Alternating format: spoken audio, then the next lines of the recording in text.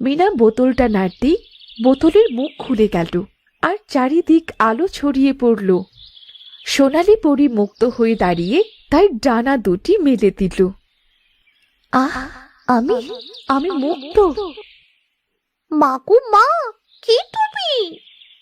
ভয় পেও না, আমি তোমাদের ঘরের চালে সোনালি পরী। ঠিক আছে, তোমাদের কথাই সত্যি হোক। এই পেঁপের বীজই তোমাদের ভাগ্য বদলে দিক।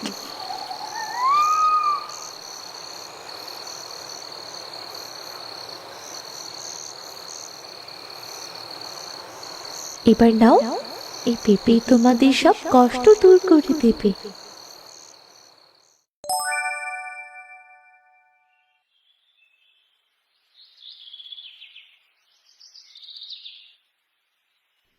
কই গো, কোথায় গেলে তোমরা?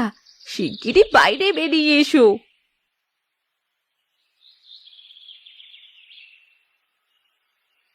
আরে মা, আমাদের উঠানে এত বড় বড় পেঁপে গাছ কোথা থেকে আসলো? শুধু বড় বড় গাছ না, গাছে তো পেঁপে ভর্তি হয়ে আছে। বাবা, শুধু পেঁপে না, পেঁপেগুলো কত বড় বড় আর পাকা পাকা। ওগো, আমাদের সাথে এগুলো কি হচ্ছে? আমি যে কিছুই বুঝতে পারছি না। এগুলো কি করে সম্ভব? মা, মনে হয় কোনো পরী এসে আমাদের তার জাদু দিয়ে সাহায্য করছে। তুই এসব কি বলছিস রে রাজু? সৃষ্টিকর্তা আমাদের দিকে মুখ তুলে চেয়েছেন। ওসব পরিটরি কিছু না রে। হ্যাঁ গো হ্যাঁ, আমাদের কষ্টের দিন মনে হয় ফুরিয়ে যাচ্ছে। এই পেঁপে বিক্রি করে আমাদের সব কষ্ট দূর হয়ে যাবে। হ্যাঁ গিন্নি, পাকা পেঁপে বাজারে অনেক দামে বিক্রি হয়। গিন্নি, ঘর থেকে দুটো ঝুড়ি আনো, গাছ থেকে পেঁপে পেড়ে বাজারে বিক্রি করে আসি গো। হ্যাঁ গো, তোমরা সাবধানে পেঁপেগুলো পারতে লাগো, আমি ছুরি নিয়ে আসছি। ঠিক আছে, ঠিক আছে।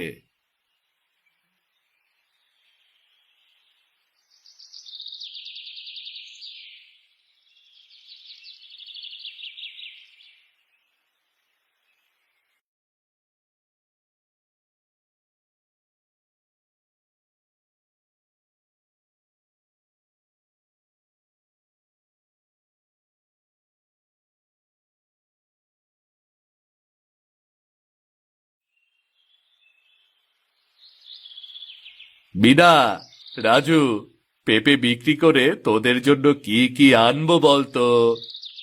বাবা, আমাদের জন্য মজার মজার খাবার আনবে। বাবা, মাংস কিনে আনবি। কতদিন হয়ে গেল মাংস খাই না। হোগো, কোনো খাবার আনতে হবে না, ঘরে এখনো অনেক খাবার আছে। তুমি পেঁপে বিক্রির টাকা দিয়ে ঘরের জন্যে টিন কিনে আনো। বৃষ্টির সময় আসছে, বৃষ্টি হলে চাল দিয়ে সব সময় পানি পড়ে। হ্যাঁ গো গিন্নি, তুমি ঠিক বলেছ। টিন লাগালে বৃষ্টির সময় আর ভিজতে হবে না। চালের ওপর অনেক পাতা জমেছে, তাহলে চলো সবাই মিলে চালটা পরিষ্কার করি। ঠিক আছে চলো।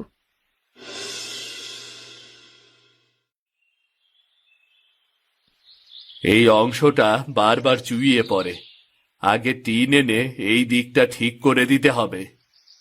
বাবা, আমি হালকা, আমি চালের উপর সহজেই উঠতে পারবো। হ্যাঁ, তা ঠিক। যা তাহলে তুই ওঠ চালের ওপরে, সাবধানে যাস কিন্তু।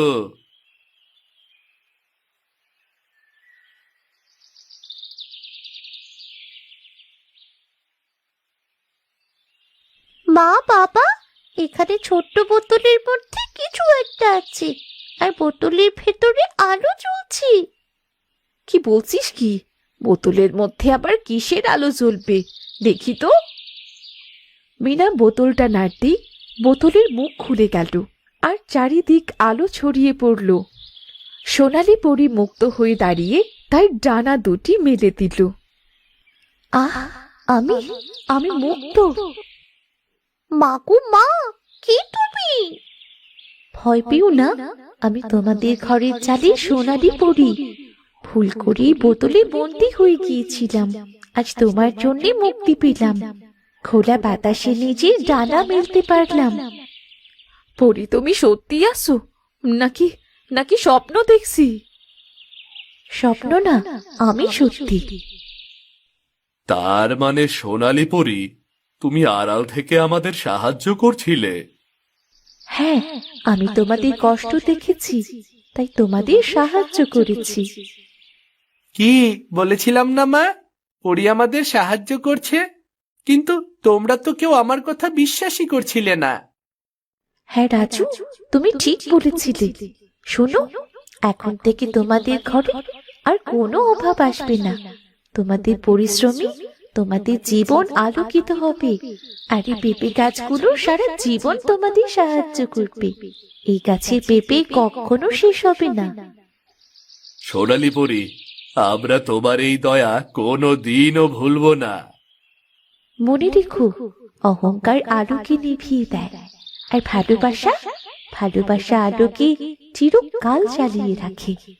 সবসময় অসহায়কে সাহায্য করবে। আজ আমি আসি তবে। সোনালি পরি হাসে, আর তারপর ধীরে ধীরে উড়ে চলে যায়। চালের উপর এক টুকরো সোনালি আলো রয়ে যায়, যা চাঁদের আলোয় ঝিকিমিকি করে। গাছের পেঁপে বিক্রি করে রামুদের সব অভাব দূর হয়ে যায়, আর এরপর থেকে রামুরা সুখে শান্তিতে বসবাস করতে থাকে।